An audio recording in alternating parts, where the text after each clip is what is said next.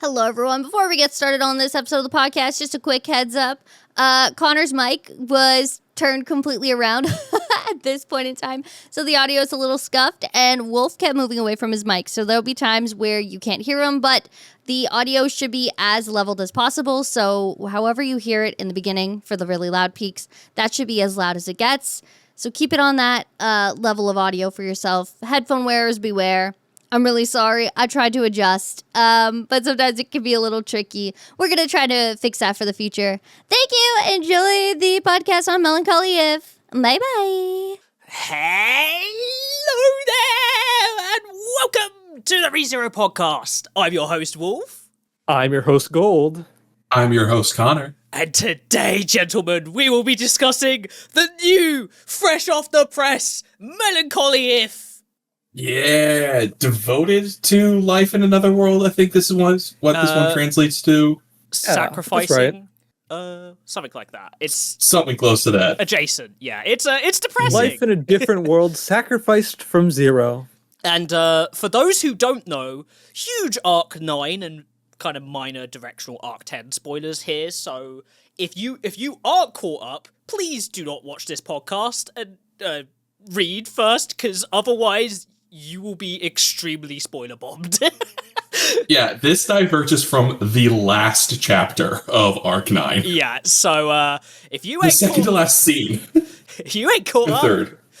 Please dodge this. We hate spoiling people, and we don't want to do that to you, because this if is cool, but it is not worth you learning things about the main story you should read first. Yeah, that's true. Definitely not the type of arc that you can read out of context. Yeah, there's no YouTube summaries that are going to help you for peak, apart from reading the written word. Or the anime that comes out in like 15 years. Yeah, exactly. Of course, except for our content, right? But this if was fucking crazy, gentlemen. I'm just going to say it. I've enjoyed the other ifs in some form or another, but this may be recency bias, but I'm going to be serious, especially from a structural perspective. This if is probably my favorite already. Whoa. Bold take. Yeah, big words. I'm just barely behind you. I think this is my number 2, but I notoriously am not the biggest fan of most of the if stories either. That's very fair. What do you think, Gold, overall? What are your hot takes, as it were?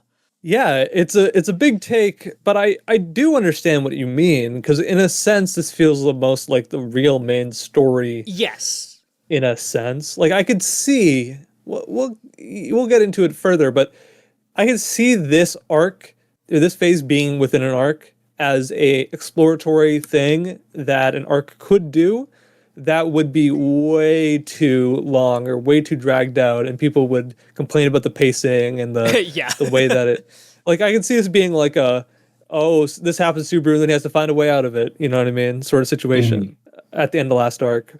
Glad it didn't happen, but I could tell that idea probably existed within Teppei. Like, this is like a bad end, sort of. We'll discuss that too. Yeah. But yeah, I liked it quite a bit. I mean, as Connor said, I'm not really the biggest fan of the if content when compared to the main story. I mean, if content tends to diverge a bit from the tone, and it also feels like a bad end in a visual novel. Yeah. Mm-hmm. I would say that most of them, if not all of them, previously are. I mean, one of them is just a visual novel that's a bad end. It's like Aganaru if or something. Yeah, that if is its whole thing.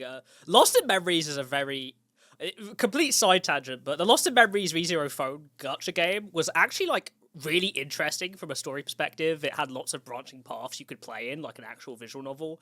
And it just makes my case of there should be just an actual ReZero visual novel that is structured like that, rather than the one that does exist. It's a very real argument to be made that would be a fantastic game in of itself without the gambling, you know? Yeah. But, I mean, to, I guess, dive into the story, we are in the bad end of Rem and Petra and Amelia are not able to save Subaru. And he does get trapped down the Mogalade, the M Geyser, and sent to the other side of the world for 400 years. And I mean, right off the bat, I think the thing I really do enjoy about this if, as opposed to other ifs, is other ifs refer back to the story or like show cool characters that eventually show up later. But what this if does that's really special to me is it kind of continues the legacy of the actual main story, even with this bad end. The spirit is still there. And the reason I can argue and say that is because we ultimately learned in this if that Al's whole little tantrum and his whole thing in Arc 9, from a thematic perspective, it was folly. Regardless of what he does, like, 100%. He was doomed to fail. He was doomed to fail, exactly, because his intentions were malaligned. You know, they weren't from a place of actual progressive thinking or anything that would make a beneficial outcome. It's a true showing of the tragedy of it all, you know, of how pointless it all was, in a way. Not from a reading perspective, but from his own mission statement, you know? Yeah, exactly. Like, it really shows that, like, all of it was, like, a nihilistic point of view, and that it just didn't turn into anything he wanted. Like, I think it mentions in the end that Al would have preferred Subaru to be banished for 40,000 years or something. Like a ridiculously long time. 10,000 years. 10,000 years, yeah.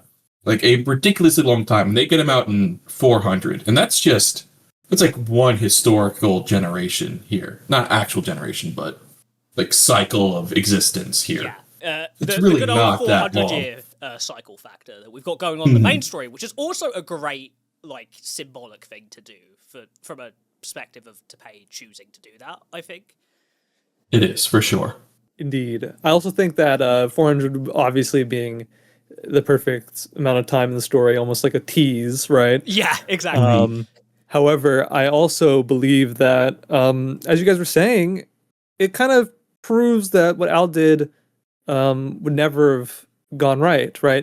The trick of this if story to me is the fact that pretty much it confirms what I think is something that we all kind of knew or kind of like to see, which is that Subaru at this point is resilient enough that no matter what you throw at him, he in this form, even with a divergent timeline, a bad end, he can still salvage something. You know what I mean? I think that that's probably one of the most optimistic outlooks, that he's come this far, that he can, you know, he has friends that care about him enough that they will thwart Al's plans, even if Al succeeded. You know what I mean? I mean, it's not even just care about him enough. They trust him enough to push this covenant down through multiple lineages for however many generations it takes to get him out, so, trusting that he will fix things. Because they're right. Because it's Subaru, and this is something he's slowly starting to realize in the series as a whole. But he is like a truly amazing person now, right? Like he is on that path to being that person that changes history, changes the world, and makes everyone's lives in his life typically better because he is that person now, right? Mm-hmm.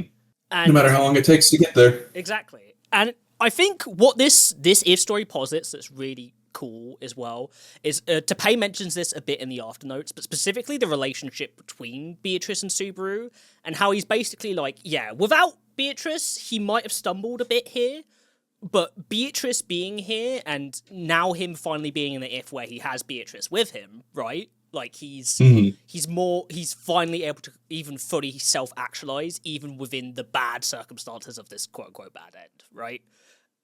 And it's just a true showing of the strength of their relationship and just how beautiful it is. But man, this if does a really good job of being extremely sad and also like really bittersweet at the same time. I was very impressed. Mm-hmm. It is, as well as showing off like a bunch of characters that I can be interested in for the sake of its own story. Yeah, their own self-contained nature. Yeah. Yeah, I think one of the flaws of a lot of the other ifs is that they introduce a lot of characters and they leave you to the point of wondering, so are they going to come into play in the main story? And so far, that trend has been holding that, yes, they are going to come into play. Indeed. If not them, then even their names. like 2 new characters from Sloth If get brought into the main story through just their naming conventions alone.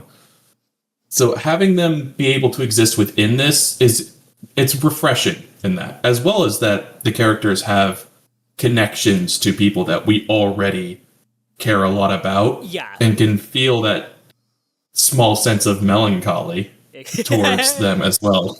It's from a structural perspective, as I was saying at the beginning, like I think this is structurally the strongest If because it lends to that. It's great contextually to the rest of the story, especially Arc 9 and the meaning of Subaru's growth as a character, but it also, as a self-contained story, is good with its own themes and message, right?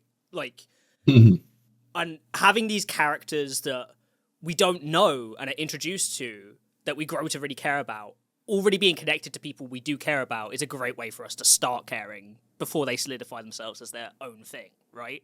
Yep. So yeah, hats off to Pay here. Really effective way to set this all up, I must say. But I guess in regards to the story as a whole, would you prefer we just go into character stuff generally and then kind of have an overall talk about things? I mean, I would. I'm most interested in talking about the new characters and what happens to our existing ones personally. Yeah, I agree. So Sure, let's hit it up. Yeah. Okay. This is the character that I think hit the hardest for me, even through his other actions. We're going to talk about Julius here for a bit. I know we'll also talk about Otto and his descendant in a second here, but specifically Julius and all of the emotional stuff with his buds that eventually became 6 great spirits, which I'm so proud of them. I'm so proud. Yeah. Also, like our first proper natural great spirits that aren't capital organic. G great spirits. Yeah, either. exactly. None of this artificial bullshit from Echidna. Homegrown. Yeah. It's good to know it's possible, I suppose. Yeah, I think it's Pay choosing Aya or Lumina, as she's now called, right? To be the spirit that's the vessel of Julius's will left in the story was so lovely, because immediately as I was starting to figure out who she was in the story before it was directly revealed, I was like, oh, it has to be Ea, right? From Arc 3, because that's just such a neat way to tie that up. And it graced me with a smile, but also, I won't lie, I got a bit teary-eyed reading this stuff. Like, obviously, everything about the story was very emotional, but I think specifically Julius honoring Subaru and also wanting him to come back through his own way was just, it was so perfectly in character for him to go about it the way he did, and Subaru to respond, and this fucking bastard, I can't even punch him because he's not here. It's just, it broke my heart. Ea is so, I mean, first off, the fact that Amelia is trying to mimic Beatrice's speech patterns and failing at it is just very, very funny. But it's also, I mean, she is the first spirit that Subaru properly bonded with ever. Like the one that pulled him out of the neck system, that protected him from Betelgeuse. Honestly, the one that properly killed Betelgeuse was her all the way back then. And are getting to see the restored connection that Julius has to all of them back in Arc 6, leading to them all taking over the Jukulius estate as basically his successors. Like, if in the little notes we get at the end, they have the name Jukulius. Yeah. They are, like, genuinely his adopted children. Yeah, it's so cute! And that also speaks that Julius does eventually go back and, like, reclaim his family's territory and land, and bestows to them the same thing that his uncle did for him, of like adopting them into the family, which shows that he's kind of like rationalized that and accepted that as part of himself, and it's something that he wants to pass on to his 6 princesses, apparently, as he eventually dubs them. Yeah, spirit princesses. I think that's cute. Cool, yeah. It's I really like that Pay with a lot of these characters he hasn't just actualized Subaru of the way he reacts to all of this, but all of them, even though this is a bad end, we see their stories play out in a really, like, true to the form, that is what they would do way in this scenario, right? And Aya's great. I love her. I think her characterization is really fun. I think the fact she looks up to Bearco as like this older sister is really cute. Yeah, it's mentioned that she was the last of the 6 to attain the Great Spirit status, so Yeah, they she's the consider her youngest. like the baby sister of all of them, and that definitely comes through of her character, where she's very eager to please, but is also very hard to contain. She's literally bringing energy into every room that she's in, and just wants nothing more than kind of just to be seen alongside these really important names. It's Yeah. great. I think she was a standout character for sure. I also think that, that concept is great for a plethora of reasons. And yeah, I'm sad. I mean, I'm happy for her, and I'm also sad because her sisters all died in this Yeah. course of the story, right? So I'm interested in seeing if we ever get to see what those look like. You know what I mean?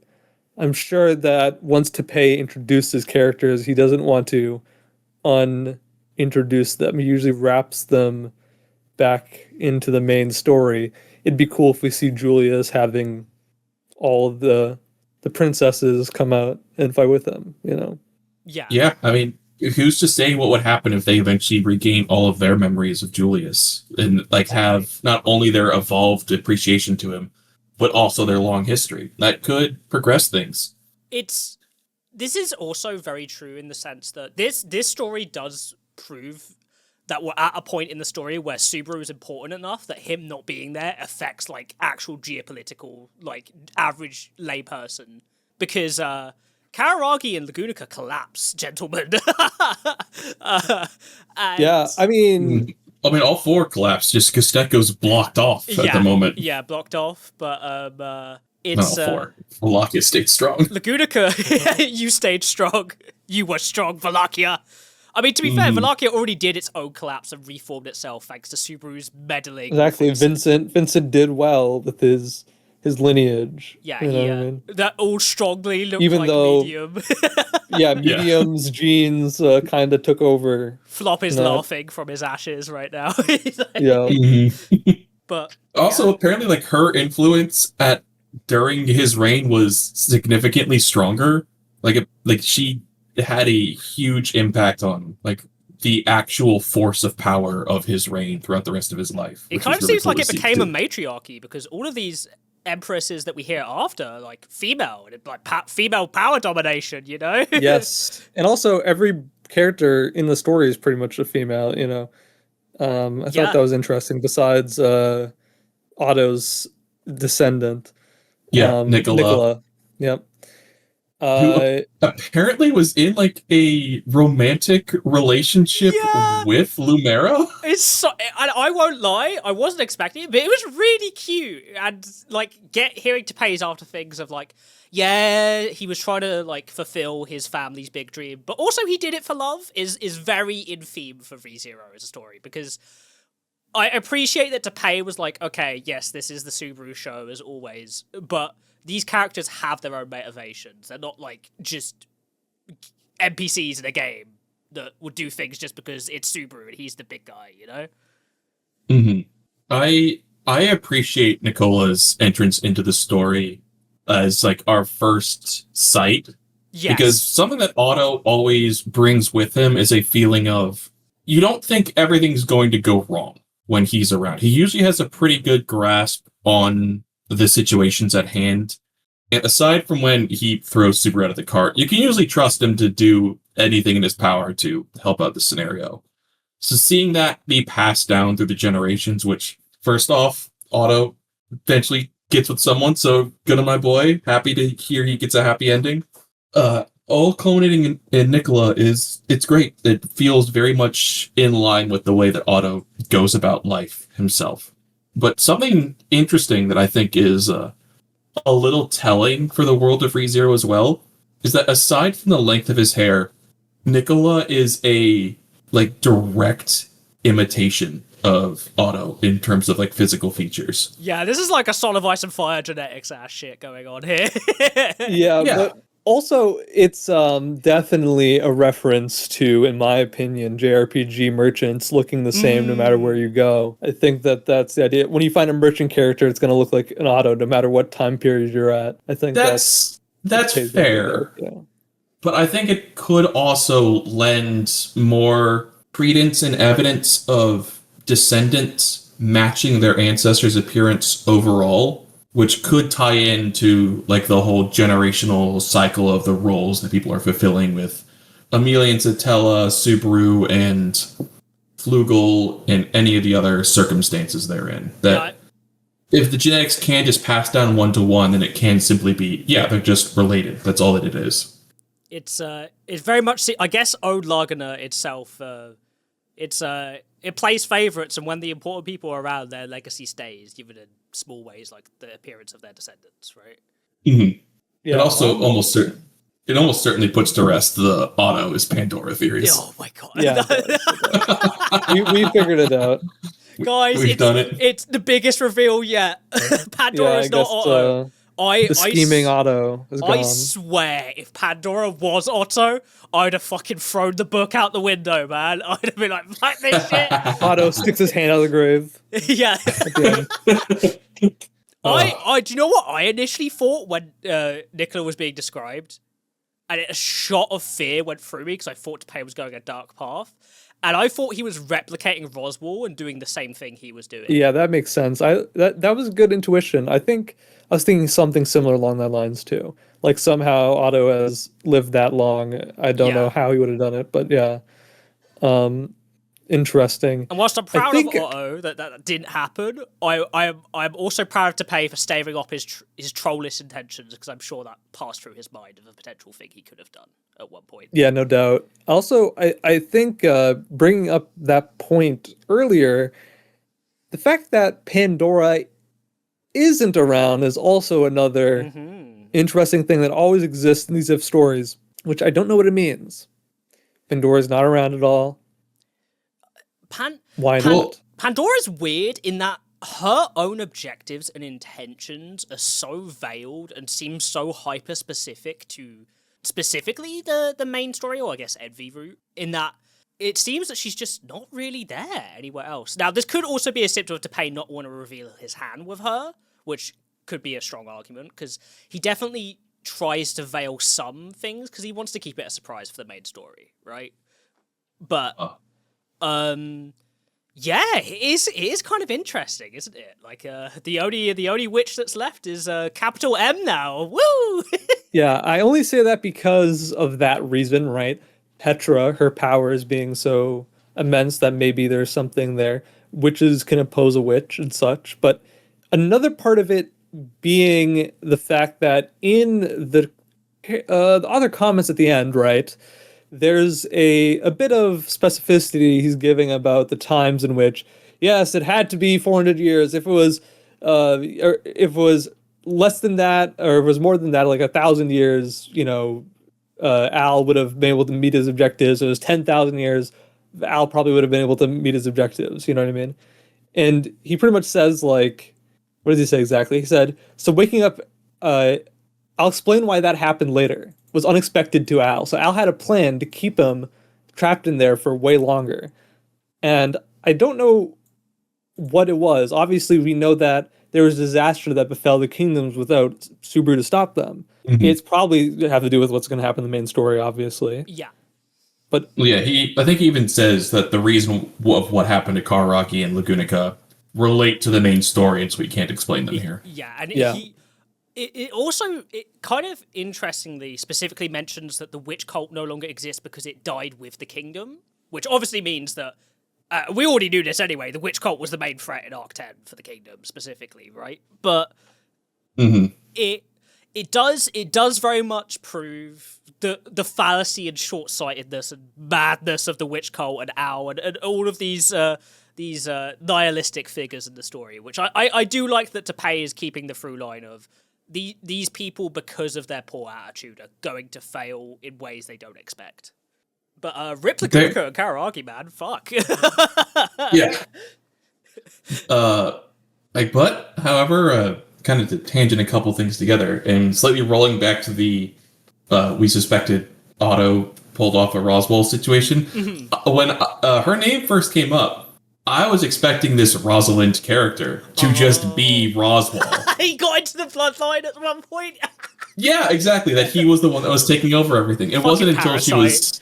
speaking it was immediately clear, like, oh no, this is Vincent's descendant, 100%. 100%. Hello, Subaru. I've been Yeah, waiting it's like- for you all this time. As you can see, I have a bit of a promotion. I'm a monarch now.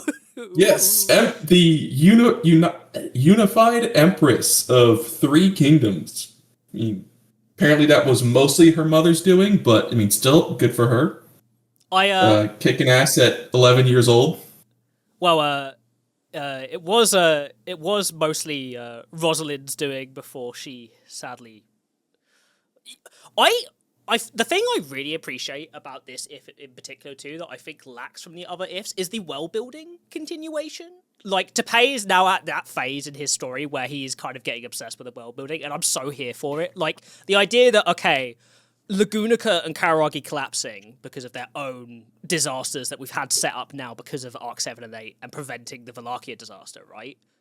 Is really cool because it not only are all these things that Tapei has set up that so Subaru's gonna have to try and fucking deal with in the main story, and the consequences of him dealing with them might leave some people that we care about in worse positions, honestly, than they were in this timeline, which is really fucked up to think about if you really do think about it. But Possibly, yeah. yeah, but it's also fun in that sense of he's literally like, okay, Kararagi and Lagunica collapse. Realistically, what does that mean? Of course, because Valakia just had this huge revitalization. It's gonna fucking sweep in, isn't it? So, just this idea that Julius's little adopted spirit, great spirits, now nobility in this new Valakian empire that rules over all this new territory is so interesting. Mm-hmm. It seems like it's partly some of the last surviving. I won't say nobility in general because we don't really get that deep into it. Mm-hmm. But with the full collapse of like the kingdom in Kararagi, and if Valakia was just kind of able to sweep over the rest of it, like only really stopped by the Witch of Melancholy and the ice cavern abyss, whatever physical barrier it actually created. Mm-hmm. Like there can't have really been that much resistance to it. No, well, because we've talked about this a lot in our in our mainline podcast about mainline content, right? But Lagunica as a situation, it's kind of fucked. Like it has so many things going against it for its survival as a nation right now that it truly does need a miracle worker like Subaru and Co and his friends that are not addled without his help to fix it, right?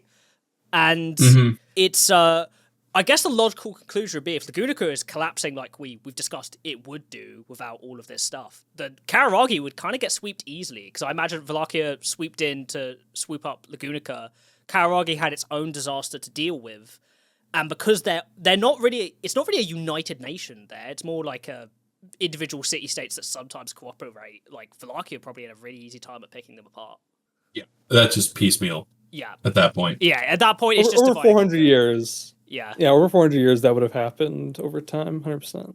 Yeah, cool. It also is implied, or not implied, it's also stated that the Gestaco, like the church falls apart, the like government falls apart. Yeah. And that the Mad Prince, who is a half spirit man. Oh, he's a cool character, isn't he? I was not expecting the Gestaco strongest to be as crazy as he is. He outlasted them all in this one, right? If not slayed them. Apparently the guy's got fucking sassy swords. Well, and where'd you get that, bud? He's got ones that we know for sure Sassy coveted. Also, there's some afternote. This is a complete tangent. At this point, we're just tangenting because there's so many funny small things. But Cecilus Arakia is a thing. They had a kid. What? I remember that. They had a bloodline that just died out eventually. And Cecilus is like, oh, I don't really care if they survive. It's just, a reason to keep Arakia living. I'm like, oh my god. That's insane. It's pretty crazy. I guess that's a serves him right sort of moment. It really Not is. in like in a grand sense, because if he's going to like be very laissez-faire about his children, then I guess it doesn't matter. what happens the apple when- doesn't fall far from the tree, does it, Mister? Yeah. I was gonna say, like, do better for your kids than your parents did for you. Him abandoning his kids is still doing better than what his dad did True. for fucking him. dad did. Honestly, I think it is, and I don't say this lightly, I think it's good for the world that Rowan Segment's bloodline is no longer terrorizing it. However, Arakia, the Diamond Princess, Yeah. is still around and kicking. And she's a grizzled old veteran now. She's kind of cool in this, I won't lie. Like, Another ageless person. I think that's pretty interesting. Unlike other people who's ageless because of, mana per se, like a mana body, she just happens to have this amazing ability, and she's Well, absorbed other spirits. Yeah, it's because she's bonded to Muspel. stone. sorry. That Muspel. She's effectively immortal through the Great Spirit, which, that seems like a bad trade-off. Hey, also, We can- Madeline, she's back! And she's speaking Yeah. like old bards. Oh, no. I don't know if that's translation stuff. Yeah. Because I think the cha that we see here is translated to friggin'. Oh, Cha is also in Naruto turned into a believe it for a while, really? That's fun. and then later. It's just like a little vocal tick kind of thing. Well, she became a quote-unquote communicative general, so this is her way of being communicative. Yeah. Mhm. I'm so proud of her. Yeah, she did great things. Managed to stick around and help out the kingdom for a long time. It's cool that those two got to just make it and are still part of the 9 divine generals, however long later. Yeah. At least some familiar faces. This does also imply that Yorna finally got her rest as well, which is lovely. Yes. Yes, that's true. With Ugar gone, I think that was 'Cause, past. he mentioned specifically about how to help fix the curse, and I imagine within the timeline of the rest of the main story, Yorna gets to make it so that's her last life, right? We can hope. I'm praying because girl deserves some fucking rest. Yeah. Although, I guess at this point, speaking of rest, we had Subaru resting and recovering for 40 years here. And Tapei talks about this in the afternotes, how specifically in the ifs, he finds it really important to visually distinct each Subaru and each version of every character. And I really appreciate that because I think that the physical appearance of what your character looks like really tells their story in good storytelling and character design, right? Uh-huh. And having this Subaru be old man Subaru who spends 40 years of his life to overcome a disability because Al fucked up his body so badly by sealing him like that it's just such a testament of strength and will to old man Subaru here being like, oh, okay, I'm 60 and we've locked in, guys, time to do that. And just the implication of, this wasn't time spent idly. He'd been prepping and planning for 40 years for this whole thing. It's so satisfying. Mm-hmm. I think it's also the most Subaru type story that you could ever give. One thing that Tapei kind of notes here is that he's like, well, maybe this is a bittersweet ending. But when you really think about it, this is the core of what makes Subaru a great hero. And we've talked about this enough. I'm not going to reiterate it too much. But basically, like, an Isekai protagonist like this isn't gaining power via, finding new abilities or whatever. This is Subaru literally just fighting a war within himself, in a sense, And I think that being the key that eventually wins over this as well, even if it's expedited, was nice and emotional because of all the connection of the people, sort of like a legacy, all these characters that surround him have these legacies that allow him to push on, even though he's despairing over the loss of all of his friends that he can never see again. He's still willing to be the hero that the world needs. And I think it's ultimately it's a very beautiful short story in that sense of it's not only referring to the main themes of the story and like continuing them in their own way, even in this bad end, but it's speaking to, okay, so the main cast, when Subaru disappears, they can't help Petra. They just can't. And they clearly tried in a lot of ways and it just didn't work. But then their plan here is, because they probably always were going to try and help Subaru, but honing in on, we need you to help her because we couldn't, is so beautiful in so many ways because it builds on the themes of expectations, right? And legacy that were mainly negative in the story up until this point, where it's kind of reversed here. Because Subaru reflects on the legacy of his father and how he couldn't live up to be him. And in Arc 6, Subaru reflects on his own legacy and receives it in a negative way. Whereas here, he gets this legacy and all these expectations from his friends who he really cares about, who are long dead at this point, asking him to do this thing. But he doesn't take it in a negative way this time. He accepts it and says, I'm gonna do even better. Eventually. I'm gonna defy expectation. Mhm. And I think it's great. I think it really serves the themes of the main story well as like an extra element. I think to pay being very on the nose with his themes of, like Subaru isn't going to be amazing at everything, and he's not going to be overpowered and busted, but what Subaru has and what you can use on your own life is just the willingness to not give in and to try for the things you want, and like wholeheartedly. And it's a really important message I think a lot of people need to hear. But yeah, Old Man Subaru is great. A great small detail, which I so love, is he makes reference to the fact that he trims his beard like Wilhelm's. Like Wilhelm does. Which is great. a joke he makes in Arc, it's either 5 or 6, where he says, oh, if I had facial hair, I'd look like that. And Betty's like, oh, you're too young for that. That wouldn't work. And now we get this moment in this If where he does, and I can't wait for the fan art, guys. I won't lie. It's going to be so cute. That is great. I also appreciate that in the time where he is given enough time to prepare and think, and he isn't being pressed by an impending doom that's like constantly hitting at him, he doesn't even need Return by Death to succeed. Nope. He goes in with a plan, he's made the allies, he knows what he's going to do, and it just, for once, it works, and he's just able to go in and succeed, which feels cathartic. After he gets hit with a 6-second loop in this as well. Yeah, it's... where he dies hundreds of times again. The Mad Prince is scary, I won't lie. I'm really hoping he stays far, far away in the main story, just for Subaru's sake. Yeah, for Subaru's sake indeed. Also our sake. Yeah. He's really strong. He gets stronger throughout the course of the story, as we've heard. He's absorbing spirits. He's take divine protections, like Reinhard Light. Like, what the fuck? He's apparently Maharaga. He has the divine protection of adaptability.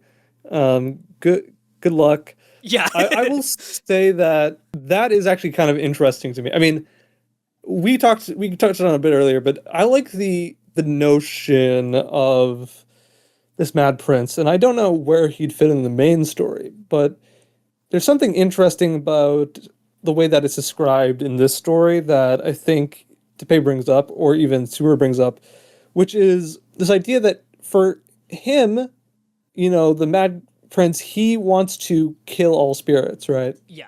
Mm-hmm. Spirits are kind of mysterious in this story.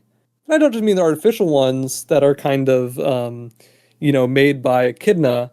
I also mean the ones, that are naturally occurring by Odlogna's accounts, right? And because of their mystical nature, right, in the way that they evolve and all this stuff, Subaru's always been fascinated about them.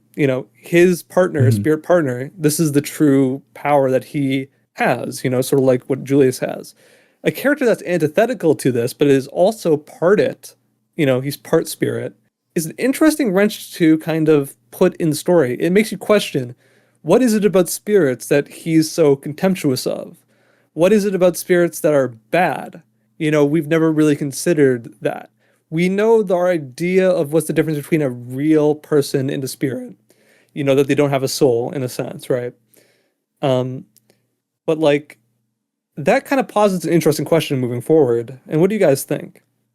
He mentions either Tape says this in the notes or Vague says this in the story, that it's about like almost restoring the natural balance. So we're like taking out the unnatural aspects of them, which are the spirits to him.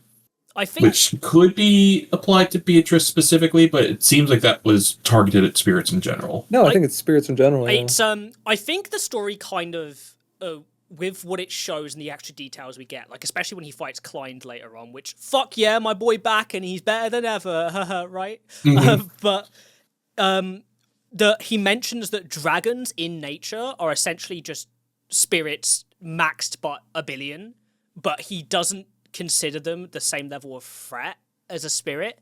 It kind of proves to me, and I think it's the Mad Prince kind of admitting, even if, like, in his own conscious, he can't get rid of it, that his hatred of spirits and restoring balance is not like from a factual standpoint. It's ideological.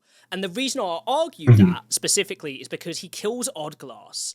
And Oddglass, in like Guesteco and that whole nation with its zealotry and all of its multitude of problems, as we see from Elsa's perspective, even in the main story, right? It's a deeply flawed nation and society, like all the nations are, because, obviously nothing's perfect.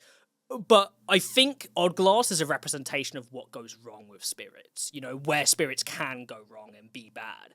Because Oddglass is essentially the god of that country and is instilling a lot of suffering and, like, ideological terribleness to the people there. And I think... I mean, supposedly. That could also be the church acting on, like, words or interpretations that they aren't fully getting. And that is true.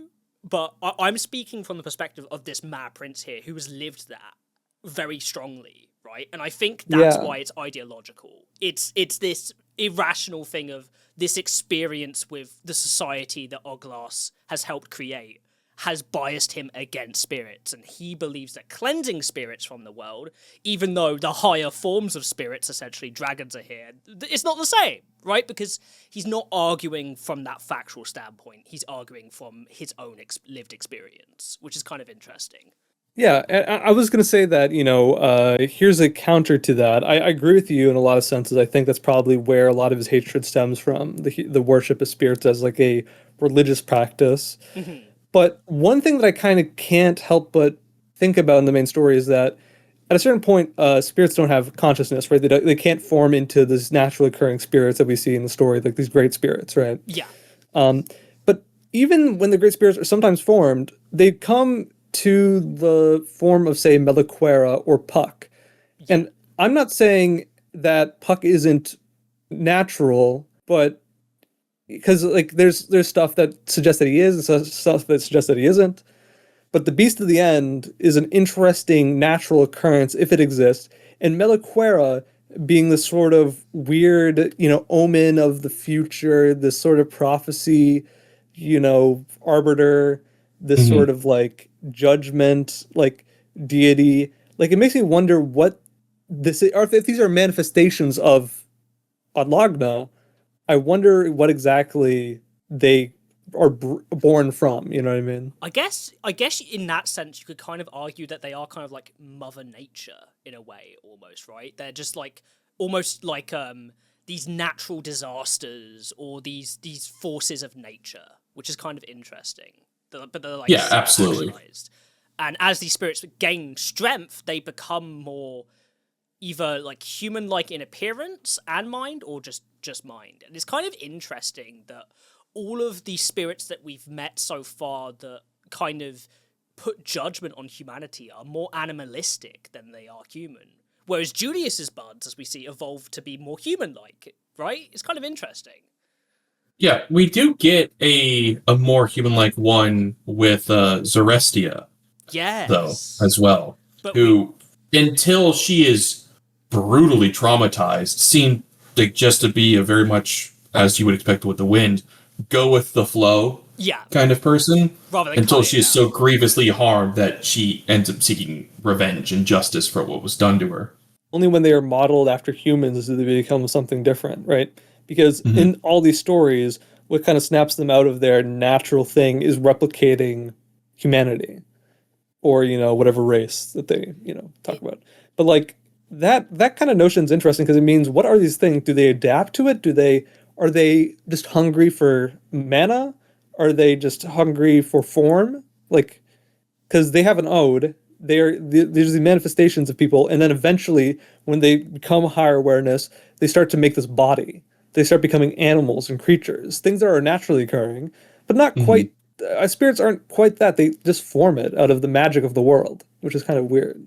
I guess in that sense, it's also interesting because, like, what's the timeline of when spirits came into this world? Because we know Old Laguna itself started like making these divine protections and becoming more actively involved in the world when Satella ate half of it, right?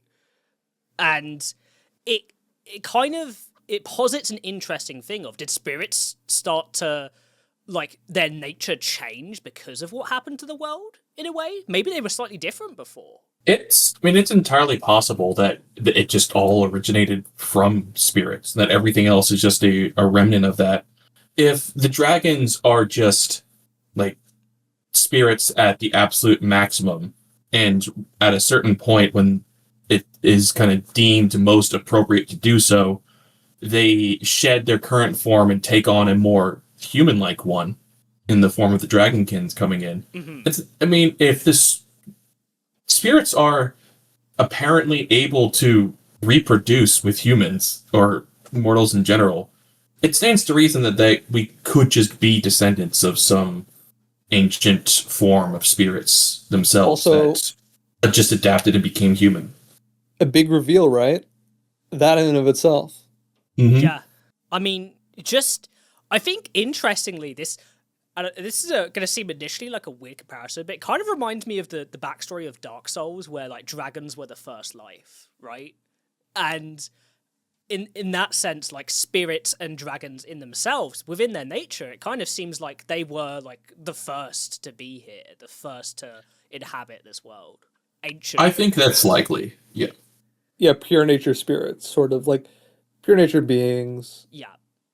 that replicate into, or where, the races of the world replicated from spirits. Yeah, and in a But also way, mana. as mortals evolved and changed shape and changed society and changed culture, spirits watched them grow up and evolve into that through their own time. And perhaps, like how Clind and / technically Volcanica admires humanity for that and admires mortal kind as a whole, perhaps a lot of the more successful spirits kind of mirror that, and they look up to humanity and mortals in that same way. It's a really it's interesting world building theming going on there. Yeah, and just because, and to get this clear, the reason why I brought this up and made this such a deep topic is because I think by the end of the story, the connection between spirits is a huge thing. I mean, we see so many contracted spirits throughout the story, and they're their own characters. Betty, our beloved characters that we know and love, and I Puck. think and Puck, which yeah. we all love him. If that's how we want to bring the spirit serial killer Mad Prince in, it's just to deal with Puck when he finally wakes up. I'm not going to complain. That'd be a cool story to be. Fair enough. Get rid of fair disappointing enough. Dad.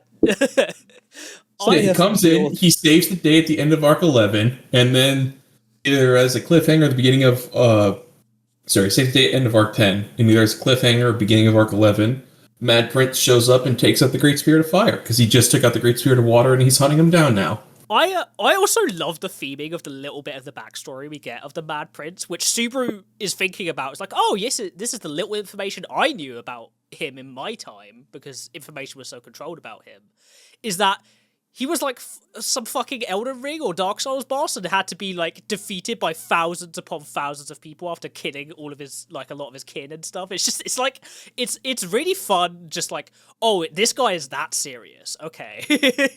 Like, because we keep, like, we see the individual strength of each nation's strongest a lot in the story so far, especially Reinhard, because he's the closest epicenter to Subaru, right, in that respect. But just imagine reading at one point, so Reinhard killed 10,000 Valachian soldiers as they entered into the remnants of the Gunica. Just thinking of that in itself, that's when the scale starts to get big, you know? Yeah. He probably had to swing his sword twice for that to happen. Yeah, I was about to say, he had to really blow on Dragon Sword Reed to pull out there. But yeah, it's really interesting. And I think spirits as a whole, it's I think like spirits and even artificial spirits, in that I think Tapei is trying to get into some deeper themes with them about like the connection between humanity and nature in our own world, right? And how in a lot of ways we've abused our world and we've done things that aren't great for a world, but we've also done things that conserve it. And I think it speaks to the individual human experience of living in harmony with nature. And because Subaru is is a person that one of his most special attributes is his insanely high spirit affinity, I think the eventual reality of like the themings of that is to say that this person who eventually becomes a sage in an emotional sense and becomes a completed human lives in touch with nature, lives in touch with the world as a whole. And even though Beatrice is artificial and is created, she's still a part of that nature in her own way. It's kind of interesting of like maybe mortals in this world, if they truly lived in harmony with spirits, you know, a lot of good things could happen. Sort of like the Epic of Gilgamesh. If anyone knows that. Yeah, it's very interesting.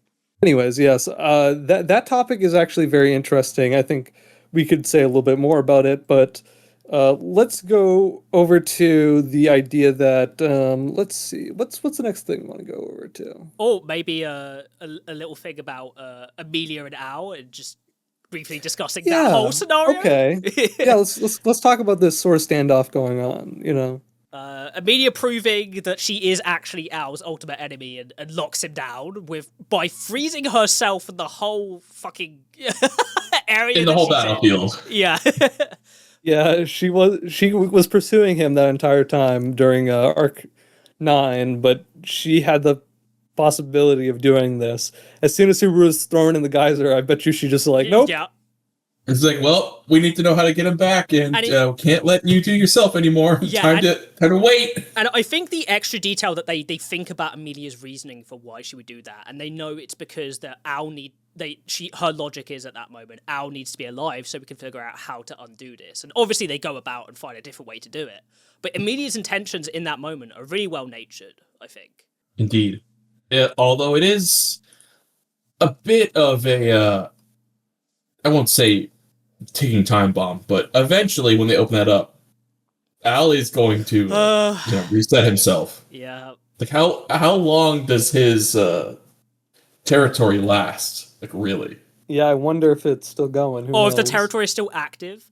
I guess at that like we know Subaru's checkpoint updated, but if Al has been frozen in place, then he's still in the territory that he was fighting in, and it could still be on. I guess we got to then question, was he pushed out of the territory at that point and it was broken? Or do you know, an element I find, like, I guess because we're on this discussion of Al's territory, and obviously these topics we'll probably talk about more in depth in the main story at some point. Same with spirits, we might even do like a podcast on spirits at some point. I think that'd be kind of fun. But I really find the theming of Al's authority versus Return by Death really interesting, and him having to actively choose to use it, and almost the arrogance that comes with that of him deciding, but also the burden of it, of because he's using the mental energy to do that, it's very taxing. It proves the kindness of Return by Death of, the auto saves from Satella are way better than Subaru actively deciding how Return by Death works in an idea of the time scale, right? Like, it takes a whole weight off Subaru's shoulders in that moment. He's got his support system there helping him out. It's kind of rough for Al being the one who has to make the decision on that front, I think. I don't really feel bad for him at this point. No, I don't feel bad for him, but I do think it's interesting that he's the one who's deciding how that is used, and that's kind of to his detriment in a way because of his character flaws, right? Yeah, I think it's interesting because the characters that we have now, in my opinion, are definitely going to be able to deal with Al with a bit of planning beforehand, now that they know how his ability works, right? Because of that... They don't. I mean, in this timeline, in this timeline, yeah. I guess in this timeline, Al especially in those 40 years of prep, like, as you're saying, Gold, like, you do make a good point of, like, yeah, maybe Al is a kind of like a foregone conclusion this time. I'm not saying anything because he, what'd you say? Tepe kind of was like saying, you know, he doesn't really know what it's going to be like once they unfreeze themselves, right? Mm-hmm. But I think that's kind of interesting, at the very least, this sort of idea that, what should I say? Like, even if it resolves cleanly, I don't know how clean it could get resolved. But, you know, it'd be nice if after this point, Amelia and 60-year-old Subaru can still have a bit of a life together, even if these sort of ends seem sort of predilected to like a world reset. The more that I'm getting, with a lot of these if stories, the lack of Satello's involvement um, makes me feel like she's fine with things going the bad end because she knows they'll reset anyways. Like that's how I feel. Yeah. It's Although, I mean, in this circumstance, the world can't reset because we see Subaru's checkpoint update. it's it's also I think for Satella specifically, it is the unconditional support of whatever Subaru ends up doing, whether that be good or bad, right? Because they make a big point in Arc 4 that Subaru is the one deciding to use Return by Death to help people. Like, Satella isn't influencing him on that, right? Like, that is just something Subaru is deciding to do of his own nature as a result of it. So, I think, regardless of how Subaru pathwise would go, it would kind of... Satella would be that quiet background thing. Maybe she's always looming. Exactly. Because the whole... I always think about it. I always think about like the fact that she doesn't really know what's going on. It feels like is interesting. Like No, I don't think so. That's my best interpretation of a lot of the situations, is that like whatever she sees of the events going on, it seems sort of obfuscated. You know what I mean? Like, she might also be deranged in some way, right? But like her targets are never the right exact targets.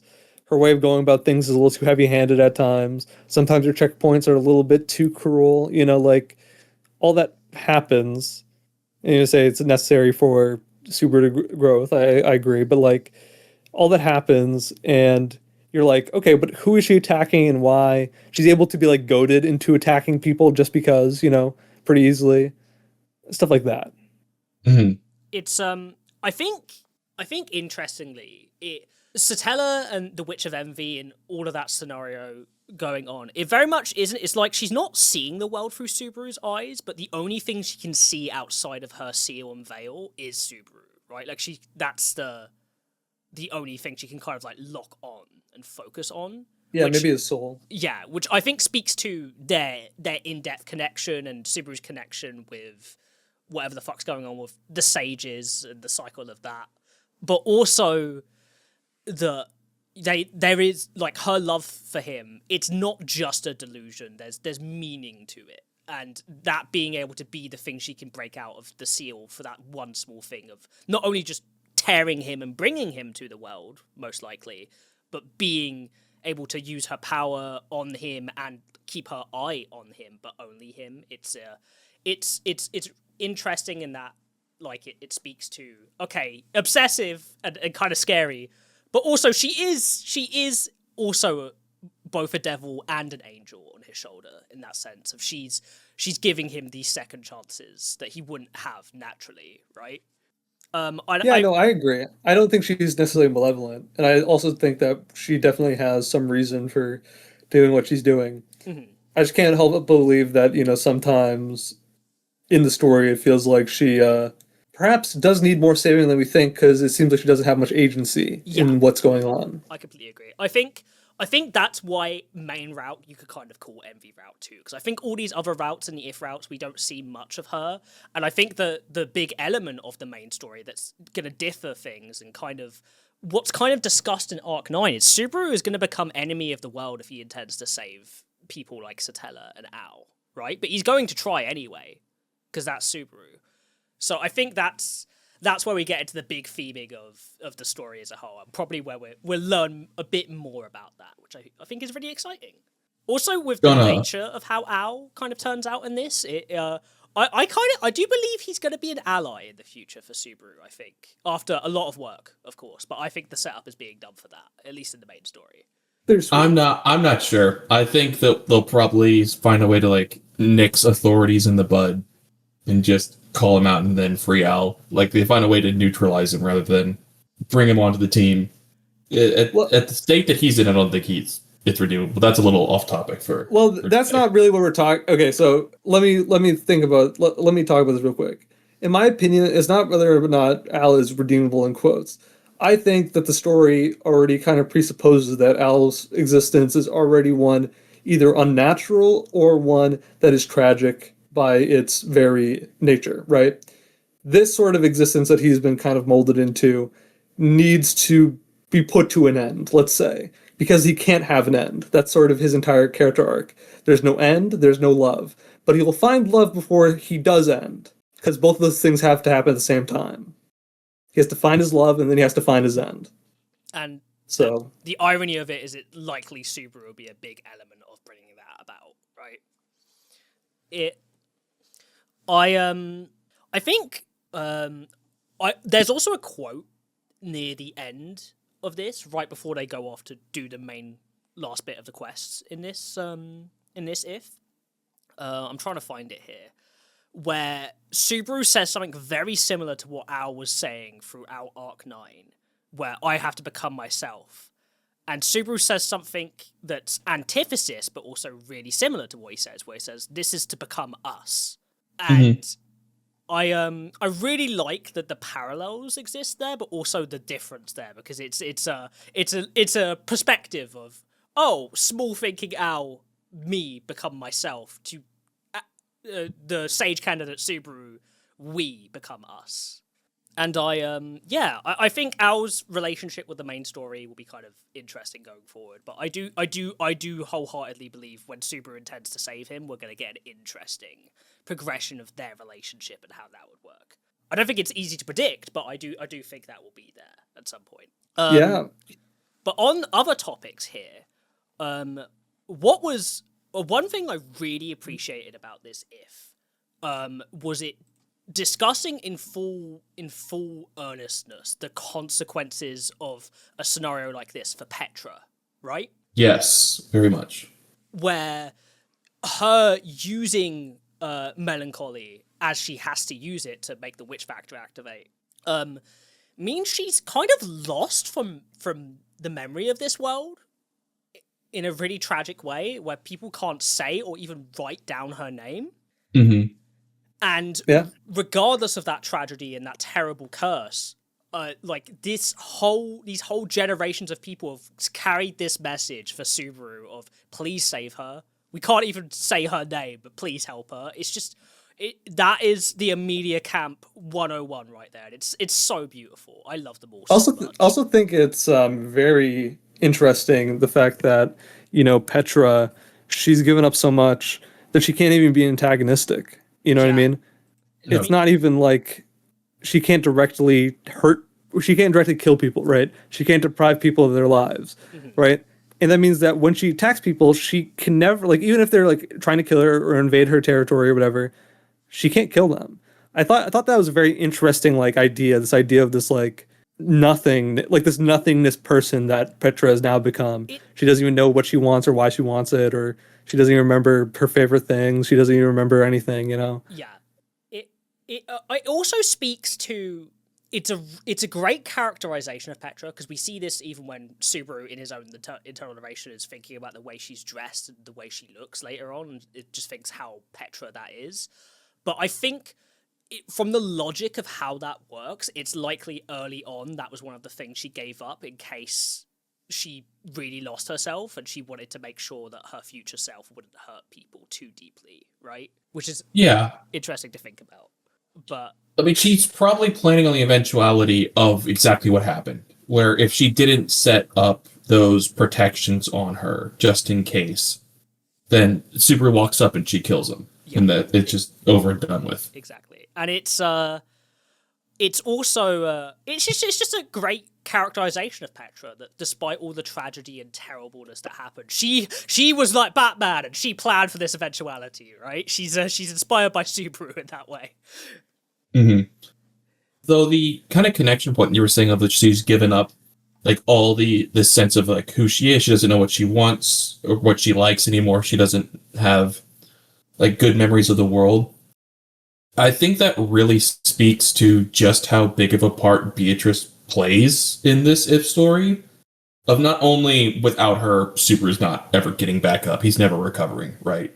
But she uniquely has this connection, this sympathy and empathy, like a shared experience that Petra's gone through here. It is different, Yeah. but knowing that 400 years of isolation specifically, and Yeah. the sense of being like alone and waiting for that solution to come about, of just like how much you have to be willing to be open for it to come and happen too. Like Betty really was kind of a star of the show here. She was so great in this. Like, just her support. There's one line where Subaru's close to giving up, but he's really like, because Beatrice is there and he's thinking about helping not just Emilia but also Petra, not just because everyone asked him to do it, but because he wants to, right?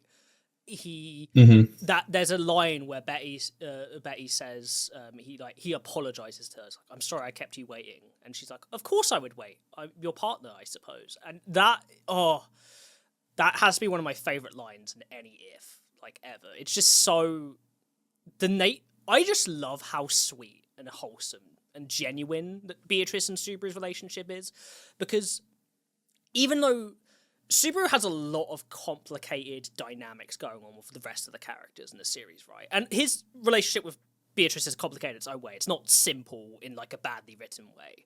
But I think the true sweetness and love that they show each other is like the most unconditional and the most uncorrupted you could potentially see. It's genuinely very beautiful. Oh, absolutely. And seeing that support help Subaru get to a point where he can help other people, and Beatrice then lend her hand to do that. It's just chef's kiss, you know? Yeah, the parallelism there is really great.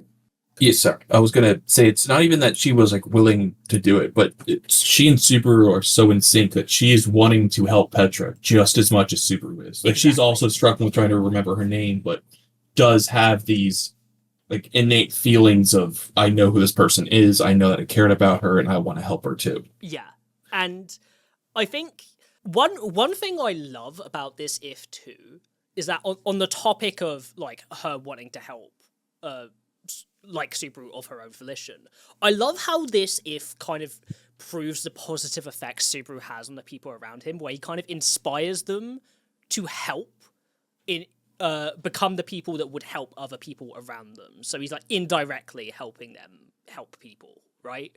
Where we see throughout all of these generations, all of these characters that are connected to the people we love and Subaru loves, that Subaru's influence on them helped them get to a point where they were off. And of course, they're amazing people and they would offer help regardless to people, but to a point of where they unabashedly and unashamedly offer that help to other people. It's so wonderful. I love it so much. And regardless of the tragic circumstances of him not getting to see most of those people, not getting to punch Julius in the face ever again, not getting to joke around with Felix, all of those things, right? His impact and legacy was there regardless. It's way harder to remove Natsuki Subaru from the world than you thought, Al. It seems. Yeah, I think the end of this world. I mean, it's great. That they finally No, the end of this world is great in the sense that, well, I was gonna say something. It's because the way in which you're able to reconcile with Petra, kind of free her from her curse. It's nice that, we read little things like, Meili gave her a scorpion who can hell snipe, to be her companion. Shauna coming in clutch, and Subaru stroking her like he does Patrichet and thanking her was so sweet. Oh. I was waiting for her to turn to human at that point. Yeah, I was like, Yeah, I know, wait, right? is she gonna form? No, I imagine Teppei's like, not in the If. That's a main story thing, if we get there. Yeah, maybe. I think that's likely. But yeah, like that sort of finally being like a bit of reconcile. The fact that she even gave up the imaginary Subaru that would kept her companion this entire time, like that's probably one of the most tragic things you have to give up, I mean, it was probably very powerful because of how much it was sacrificed, Yeah. right? Like, and the impression of how, like, when she fights the Mad Prince and fucking wrecks his ass, by the way, which is, go, Petra, go. That's the witch right there, right? It kind of, it speaks to she is sacrificing such valuable things that she's able to achieve this power, right? Mm-hmm. Which is like, oh fuck. But I love the introduction of Petra in this If, where Subaru gets the same feeling he does around all the other witches in Arc 4. It's like she is capital W witch now, right? At this point. And it's fantastic. It's really great characterization. It gives a good trajectory of how all these witches ended up how they were. Yeah, the tragedy of their scenario. This idea of the witch factors wielded by somebody. Well, actually, this is actually great because obviously we probably already knew this from Arc 9, but like the idea that like this is how all the witches and all the Sin Archbishops ended up how they were. Because the toll enacted by the witch factor is not just a physical one, it's also a mental toll. It in itself as a concept kind of proves why the sage it seems to be a thing that's important too, right? Of being able to overcome that. Not to naturally say that these people are weak in the sense that they let it overcome them, but that they needed help that they weren't offered, right? And that the sage is this person who grows emotionally to kind of turn sins into virtue, and all of them at that. It kind of adds that element of... I mean, because even in the mainline story, Subaru isn't taking gluttony from Speaker, right? Because he's reformed her. And it's kind of speaking to that element of the sage isn't just taking these witch factors from people and making them good, but anyone who he can reform, he is. And it's kind of speaking to the beauty in it all of like, these people have terrible, tragic things that they use their powers for, and they were their own people that eventually got corrupted by it all. But you can see the tragedy in that and see that they needed help and they didn't get it, which I think is, as we see in this If, where we get the resolution of Petra getting help from Subaru and Beatrice, it's a really beautiful moment, right? Mm-hmm. Where they, all right, we'll just finally come together, and even though she can't hug them back, he's just going to hold her for both of them. Oh, classic Subaru. Subaru is just the fucking... the most charming fucking old man I've ever seen in this If. Like, yeah, sorry. I'll hold you both. I'll hold you for both. So I'm 60 years old now. Yeah, he kind of. I know this is a weird. He kind of reminds me of old Himmel from Freerun a bit in that moment. I don't know why. But I just love his old man energy here of, this, you can tell this is Subaru, but gosh fucking darn is he tired. But he ain't giving up. He's got the energy. He's got the youth in his heart. Subaru is that person of like, he's gonna be forever young, even when he's an old ass man. He should only be like 47 or 48 or something. Or not 58 or something too. Not even like really that old yet, but he went full white haired by then, so I mean he's that recovery must have been rough. Yeah, poor man. But I love those extra details of it. And as I said earlier, I can't wait for the fan art, gents, especially for this one. I think Old Man Subaru of Wilhelm Beard will be really fun to look at, especially with the really sweet hugging moment. I mean, just as you were saying, like that moment of Petra like them deducing because she's so sad and can't say it, that she can't do those things. And Subaru just being like, okay, so I'll do them for you and I'll do it double. Right. Coming up. I'll find new things that you do like and things that you can do and treat you to them. It'll all be okay. And that line of Petra confessing to, like, the line where she confesses to him, like, openly, finally, and she's like, I don't quite know why, but I really love you. And Subaru just accepts it like a sly fucking dog. He's just like, yeah, great. I was not expecting that reaction, but that was really great. And Petra is just like, wait, that worked? What? and Subaru's like, oh yeah, your child debuff has run out now, girl. You're a mature lady. I can accept those attentions, even if I'm an old ass man now, which is just really funny. And then that nice little resolution of, so you know how my heart is so big and I love another girl? Do you want to help me out? And she fucking like punches him. Is like, you asshole. Yeah, still. Yeah. And never restrict himself to one. Always going for more. I mean, he is greedy, is he not? That's the sin he's most compatible with, if you really think about it. Fucker.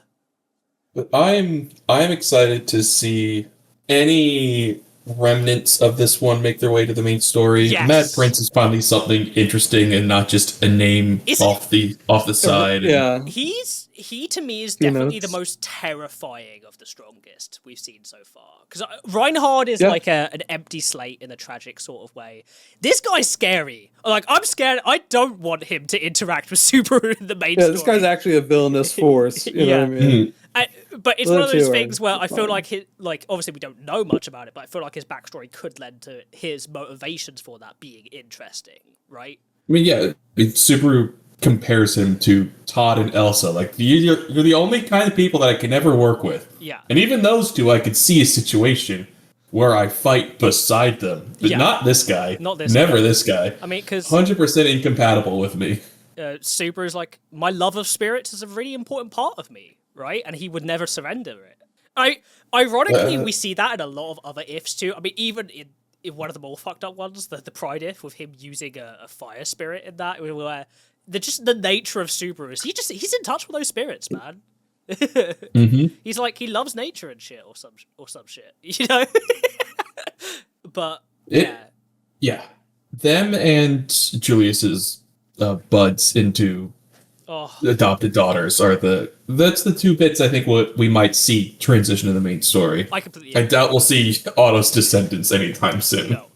Although, are we Yeah, that's making how any that guesses works. about who he gets hitched with? Because I'm saying it's Frederica, come on. No, if it was, I think there would have been teeth. There would have been like that little tiny remnant left. You're right. I hate that you're right. It's definitely one of the Strakians that takes a fancy to him. Oh my. Well, maybe. That'd be Yeah. amazing. I mean, what's extra funny about Nicola in this story is that we learn he eventually gives up the mainline inheritance to the Suwon family to accomplish the stream for his love and all of these things. But I find it really funny that he presents himself as just a merchant to Subaru, and just the in-joke of, oh, the Suwon family is like, it's kind of like an entrenched noble family at this point, but they keep calling themselves merchants because Otto is keeping them humble from the grave is so good. I mean, they've got multiple estates, and just to give one to Subaru to have. Yeah, they're like, what if Roswell had the good ending? It was a good guy. And, like, I mean, they essentially are the opposite legacy to Roswell. This guy hijacking his kids, and Otto's just like, nope. My descendants, you'll do great, but also don't forget the lessons I'm saying, and keep telling them to everyone, you know? That's so in character for Otto, and I love it so much. But as you were saying, I think Julius's buds evolving is something we might actually see in the main story, and I'm so excited to see it, because can you imagine the emotional like payoff of seeing Aya be the last one, or maybe in this timeline she's the first one to evolve, who knows, but her being there and Subaru being like, I watched that girl grow up, I'm so proud. Look, it just a wish that I need fulfilled now is Luminara and all of her sisters to like get to have their full bodies and go and talk with Joshua and see who can glaze Julius the most. It'd be so cute. Just have And have a Subaru adoration off. And Subaru has to be there to balance out the adoration. Just keep him humble, you know? It'd be amazing. Yeah. And I would love to see it. And another moment I enjoyed from this if was Nicola using the magic circle to attack the glacier to make Petra come in as a really fucked up contingency plan. And that's so auto-coded. I love it. Yeah, magic seemed to have developed as well over the past 400 years. They were saying Meteor had evolved to the point where prosthetic like limbs were actually like extremely. It was a non-issue. Yeah, Mm-hmm. it makes me funny thinking of Al stuck in the ice without one of his arms. It's just the technology's there, bro. Just stop being an asshole and you can live a good life. People walking by looking at it, it's like, I wonder why the iron helmet just only has the one arm. It doesn't that's have weird. a fake one added on. Yeah, what's going on there? You know what's funny?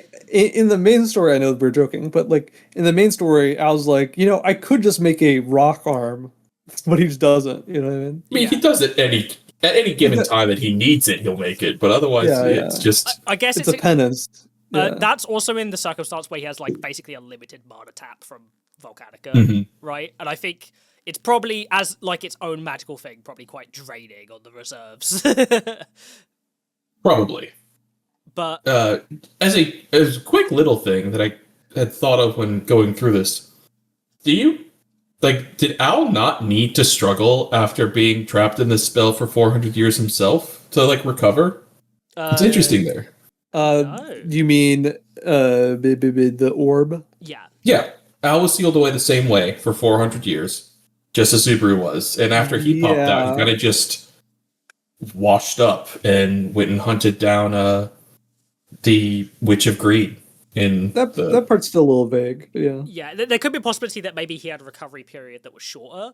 My internal logic for this is that his casting of it is inferior to Echidna's, even with the boosted ability mana to do it. Do you know what I mean? Like, Fair enough. maybe Echidna's is just a better version of what his spell was, you know? Mhm. But, yeah, Old Man Super is... I love a lot about this. Also, Klein, his own story here of paying penance for giving Petra Melancholy and being super depressed about it and hiding away for 400 years and then having to find Roswell's journals and Madeline's Dragonkin stuff to get him in was really cool. I liked his inclusion here at the end there. Yeah, it also seems to imply that Subaru and Beatrice somehow knew that he had melancholy and that he would be feeling upset about giving it up. Because they sent them to go and look for him on their own suspicions. That's an interesting point. It's more of how much did they pick up during Arc 9 that how much is Subaru actually aware of that we don't know in the main story. Yeah. I love the tie-up end part here, where we get a lot of the God, Buddha, Ode Lagana moments that we got in Arc 9, but in this If.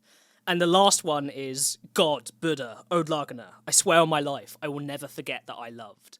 And just that cool way that Petra could use melancholy and that she gives something up to gain something in a way. The smart usage of it is really cool.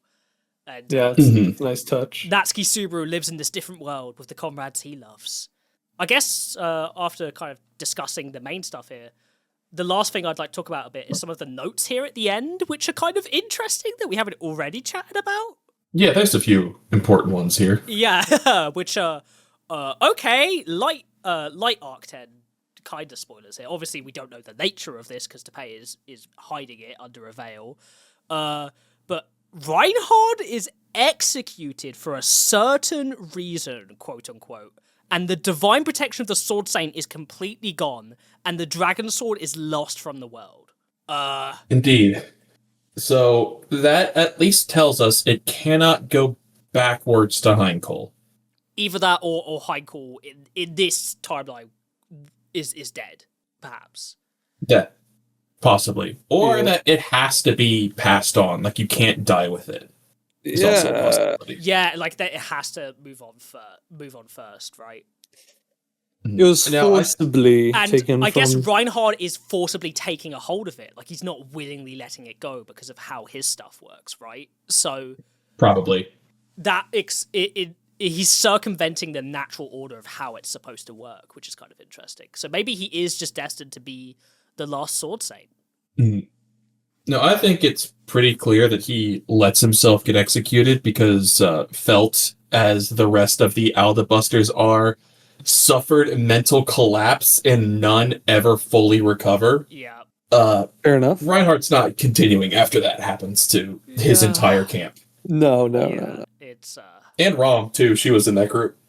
So then maybe a certain incident has to be him seeing that and then going buck wild. I think he goes buck wild, and then the witch cult does their thing that they're going to do in Arc 10, kind of brings the kingdom to ruin, and Reinhard probably does something drastic to alleviate that, which causes him to be condemned after. I mean, if Felt's gone, does Reinhardt stand behind who we are assuming is Melty or Capella Perhaps. as Maybe, the alternative And that's where it Flore? goes wrong, because it's the imposter. Mhm. Yeah. But it seems like probably Celsius and Halibel probably stopped. I don't know, something like that. I feel like, Perhaps. especially with the implication of executed, Reinhard would have to willingly. I think that's the point where Lagunica is gone, as an entity, and everything that the Sword Saint stands for is gone with it. And that's when he chooses to die, because his whole thing is tied in with, I must be the Sword Saint, right? Mhm. And if the kingdom doesn't exist, what does the Sword Saint exist for? So yeah, I think that we've already speculated about this in our main stuff, but Arc 10 in itself is going to be going into this a bit more in depth, which is really exciting. Anything else from the additional notes Let's wanted to touch on? Yeah, the extra thing of not only the Scorpion / Shawler being with Petra, but the only reason Petra stayed slightly sane is because Melee was the only one left behind with her and stayed with her until she died. Is so sad.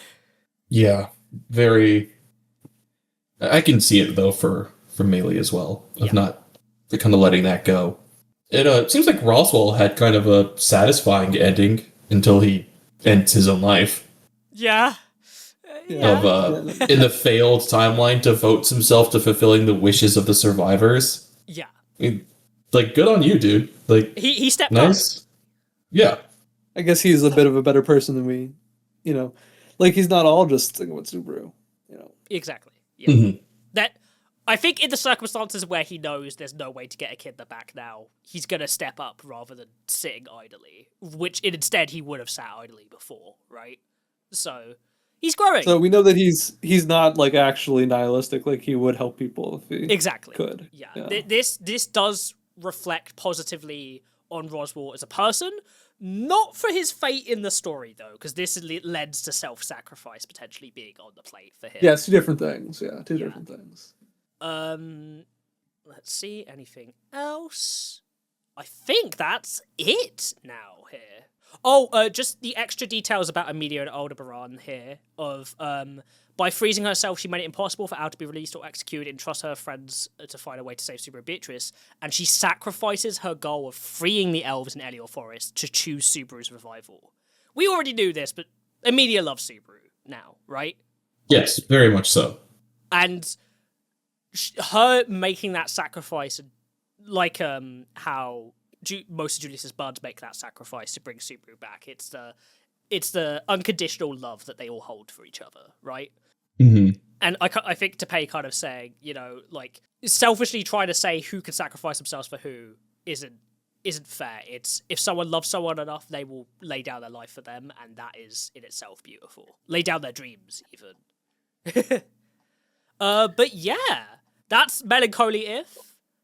I guess in a way, the if where Pandora's presence is felt the least is in her opposite in Melancholy, her the saint and the ancient hero of old. Lost note there, but yeah, this was great. I definitely rank this as my favorite if now. I think it's the most, like, from a continuity perspective, the most closely related to the main story in terms of its themes and what it's trying to say. Yeah. Agreed. I like the concepts they've thrown out here, and I do like the world as it is towards the end of Arc 9. I think that's an interesting dramatic place. It's a fascinating, like, world building, like its own sort of situation. We got hope and pray for Lagunica to come out of Arc 10 unscathed, because it doesn't look like it will. Yeah. Very doubtful. The only negative I have here is that our theories about what happened when they went down the geyser have been proven false. Hey, wrong. It was a fun theory, but, it's okay to be wrong. I can accept being wrong, especially with a different and interesting alternative presented. Oh yeah, this is like a horrific alternative. Like 400 years later, sucks. Like that's bad. Yeah. Oh God, when that was initially said and Subaru goes, it is state. I'm just like, me too, buddy. Me too. I get it if you gave up here, dude. Yeah, honestly, it makes sense. Honestly, I get it, man. It's okay. Like, it's okay to be sad in this instance. That's not right. But yeah, thank you for going on this journey with me, gentlemen, and the audience at home. I really hope you enjoyed this extra special episode of the ReZero podcast. We may eventually, in terms of the other ifs, if we ever were to cover them, probably a general episode discussing them, perhaps, because some of them aren't really as interesting individually. But I know for sure we might cover the greed if in a bit more detail at some point, because I think that one in itself is interesting in terms of what it means for the main story. Perhaps, yeah. But thank you so much for watching. Let us know in the comments what you thought about this If. Was this the best one ever? Was this the worst one? What did you think of our analysis? And yeah, let us know your thoughts, because we do love to read them. But, Indeed. Bye-bye, everyone! Bye. Bye.